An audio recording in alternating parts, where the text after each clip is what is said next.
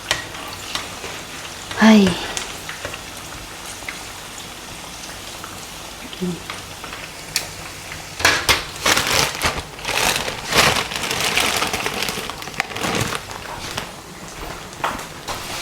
Siguro titikman ko siguro ito. Kasi parang masarap.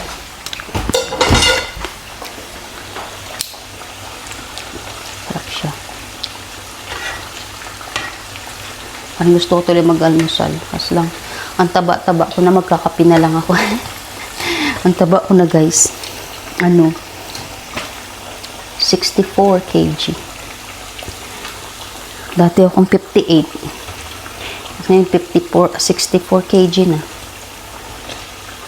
Kasi pag wala kang problema, naniniwala ako, no, kapag masaya ka, happy ka, no, sa life mo,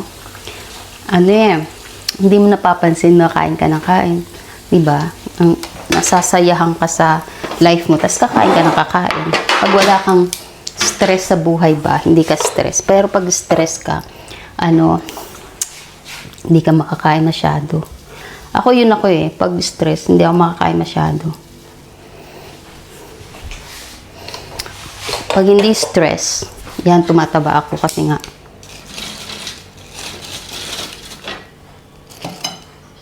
Oy, breakfast now. Oy. Breakfast, oh. Breakfast ready. Call your dad.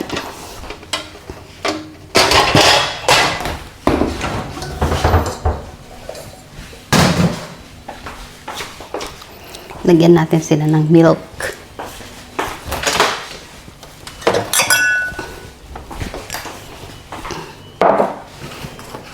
Para healthy.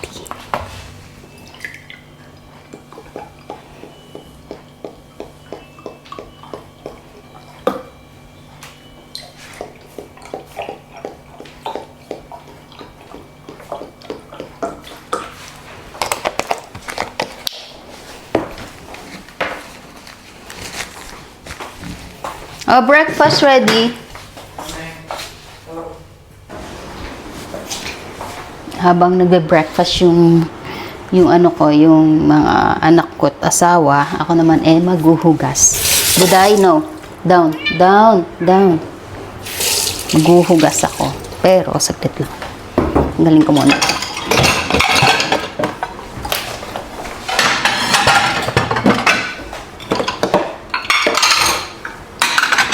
Maghuhugas ang Inday. Ang Inday. Inday batong bakal. Ang papel ng anak, ay ang papel ng ina sa everyday ay ganito. Luto, linis. Yan ang papel ng isang ina. 'Di ba? Pero happy naman. Kasi ito yung binigay sa atin ni Lord, 'di ba? Yung binigay ni Lord sa atin.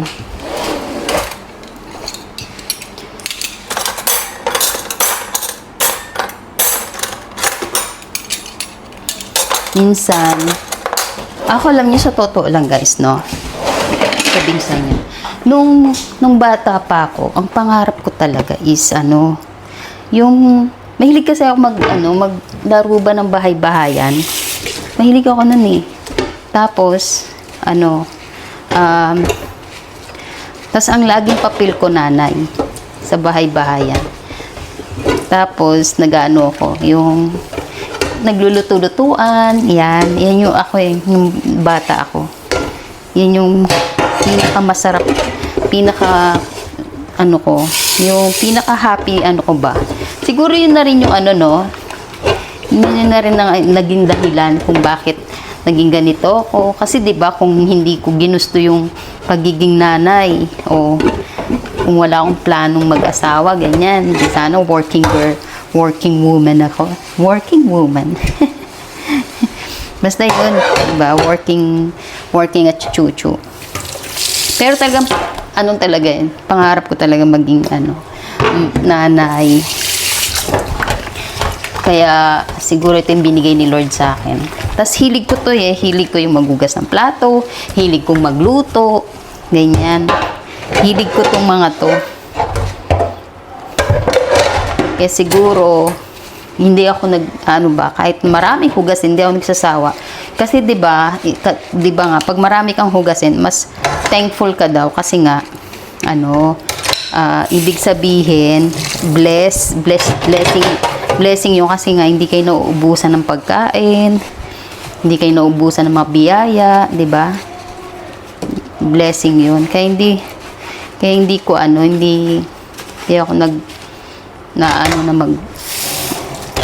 maghugas, walang problema sa akin. Pero siyempre, nung kabataan natin, nagrereklamo tayo at pag inutusan tayo ng nanay natin, maghugas. Kaya pala, yun tinuturuan na tayo ng ating mga magulang para pagdating sa future, alam natin kung ano yung gagawin natin. Ngayon, naiintindihan ko ng nanay ko kung bakit niya ginagawa yun. Inutusan tayo lagi. Kaya ako naman, pag nag-uutos ako sa mga anak ko, ina-explain ko, kasi nga, ina-explain ko sa kanila kung yung inuutos ko sa kanila is ma-apply nila yun sa buhay nila, di ba? Sa pagtanda nila, ma-apply nila yun. Katulad ng anak kong panganay, sinabihan ko siya na maging yung organize niya yung yung damit niya ba, ma-organize naman yung anak ko, nakikinig sa akin. Yung pagtiklop-tiklop, yan, marunong yan sila.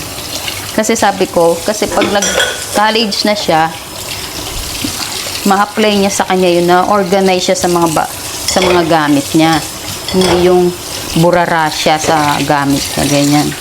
Kasi yun ang natutunan ko sa nanay ko.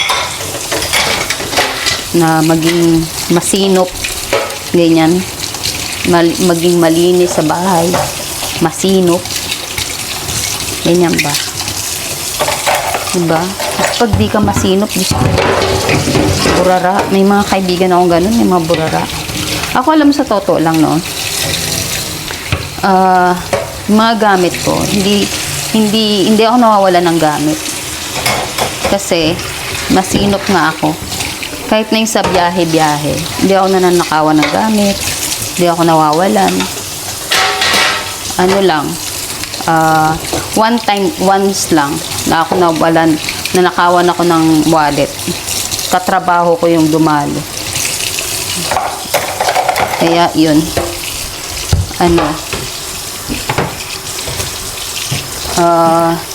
Yun lang, one time lang ako. Kasi, nagmamaskot kami nun. Tapos, parang nauna yata siya sa amin. Tapos, dinali niya yung namin, wallet. Hindi lang wallet ko yung nadali niya. Yung iba pang wallet. Pero wala man laman. Pero yung wallet ko kasi branded, kaya nadali siya. Napunta tayo sa nakawan. Diba? Ganon. Sabi sa'yo, tamang kwentuhan lang tayo ngayon. Tamang kwentuhan. Habang ang aking mga anak is nag-aalmusal. Tsaka yung asawa ko. Ako ay kakapilang ako. Kasi nga, nataba ko na guys. Oy. Tignan mo yung mga pusa ko, no? Yung mga pusa ko, binilang ko talaga sila ng plato. Ang cute kasi. Tingnan mo. Eto. Binilang ko silang platong maliit. Ito sa pusa ko lang to. Diba? Sa pusa lang namin to. Platong maliit. Ang cute kasi. Pag makikita mo silang kumakain sa plato din. Diba? Sa plato din. Nakakatuwa. Yun guys. Nakakatuwa ang aking mga kapusaan. Okay. Tapos na tayo dito. Tapos na ang aking paghuhugas. So,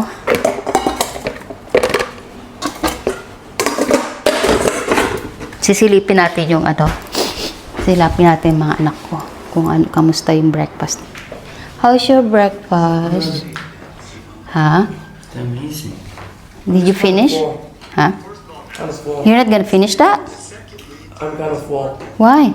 I'm full. Buday, out. What are you doing? You're like a dog. I don't want to eat. Oh, just cover it. How's your breakfast? It's amazing, Mama. Thank you. Oh, wow. Plastic, no? Bola-bola.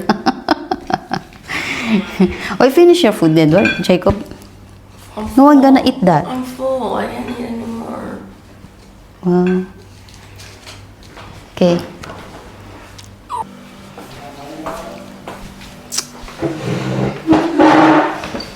So, yan. Eto guys, tapos na tayo maghugas. Tapos na tayo magluto ng breakfast. Bale, ano na to? Coffee time na natin. Sarap magkape na sa umaga. Yun nga guys, ikakwento ko sa inyo next time yung experience ko as second wife. Yung husband ko is divorced nung nakilala ko siya. Tapos, hindi ganun kadali. Yung akala ko is, yung napapanood ko lang sa madrasta, no? Tapos naranasan ko, ang hirap. Pero, ngayon kasi, nasa stage na ako ng deadma lang. Deadma ko na sila, binlock ko sila sa Facebook. Kumbaga deadma, nandun na ako sa stage na wala na akong pake. Dati, Diyos ko, ako yung reminder ng asawa ko. Birthday ni ganito, birthday ni ganyan, birthday ng mama, birthday ng tata. Ngayon wala na. Ngayon nagtataka ngayon sila. Kasi nga yung asawa ko, hindi na sila ginigreet. Kasi kung hindi ko siya i-remind, hindi niya i-greet. Kung hindi ko siya i-remind, hindi niya tatawagan. So, dumating na sa stage na bala kayo sa buhay niya. Ganun na ako. So, yung akala nila may problema yung asawa ko. Akala nila, katulad nakalimutan niya yung birthday ng nanay niya. Tapos, sinabi niya sa akin na kalimutan ko yung birthday ng nanay ko. Sabi niya, akala ng nanay ko kung anong nangyari sa akin. Akala ng nanay ko anong meron ganyan kasi busy lang siya sa trabaho niya. Tapos sa isip-isip ko kasi hindi kita ni-remind kaya ganyan.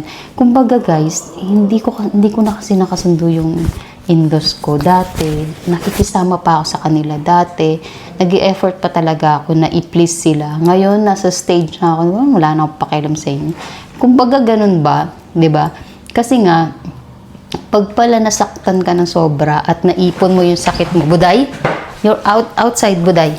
Come on, outside now, out. Hurry up, out. Naipon yung pain na naranasan mo? Nagiging ganun pala, no? Nagiging manhid ang tao. Totoo yun eh. Tapos yun, akala nila, ngayon nga may issue na naman. Kesyo, yung tatay niya kasi hindi na okay yung tatay niya. Tapos, gusto niyang umuwi. Kaso lang kasi yung nangyayaring conflict dito sa Middle East, Iran tsaka yung Middle East, di ba? Nagdadalong isip siyang bumiyahe. Pero yung nanay niya, sabi niya, naintindihan naman ng nanay niya yung sitwasyon namin. Kasi nga, guys, pag umuwi siya, paano naman kapag sumigi yung war, tapos nandun siya sa Australia, hindi siya basta-basta makabalik. Paano naman kami mag-iina, di ba? Tapos, yung anak niyang babae, yung mas bata, nagdadrama-drama, ginagawang big deal. Hindi, yung side lang niya, hindi ba sinabi ko sa'yo, meron siyang anak na self-centered. Yung side lang niya, yung gusto niyang intindihin, pero hindi niya iniintindi yung side ng tatay niya. Kasi nga, nilason kasi ng ex niya yung utak ng mga anak niya dun sa side na yun. Kaya, hindi ako siniraan niya yung asawa ko sa mga anak nung sa una niyang asawa. Yun yung kwento. Tapos, basta mahabang kwento siya. Tapos yun nga yung nangyari, diba? Tapos sinabi ko sa asawa ko, uy, ayusin mo yung problema mo sa mga anak mo. Sabi ko, mamaya ako na naman yung sisihin nila. Sabi nila, inaano ko, sinususulang kita na huwag umuwi. Sabi ko kasi sa kanya, muwi siya para makita niya yung tatay niya hanggat buhay pa. Unlike sa akin, nung pandemic, hindi ako nakauwi. Namatay nanay ko, hindi ako nakauwi. Pero, nakapag-sorry ako sa nanay ko. Ayoko maranasan ng asawa ko yun. Kaya pinapauwi ko siya.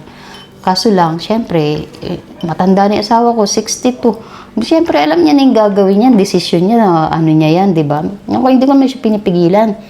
Sinabi ko sa asawa ko na ayusin mo yung ano, kasi sinasabi niya sa akin, si ganito, ganyan, nag-post na naman sa Facebook, ganyan, chuchuchu, ganyan.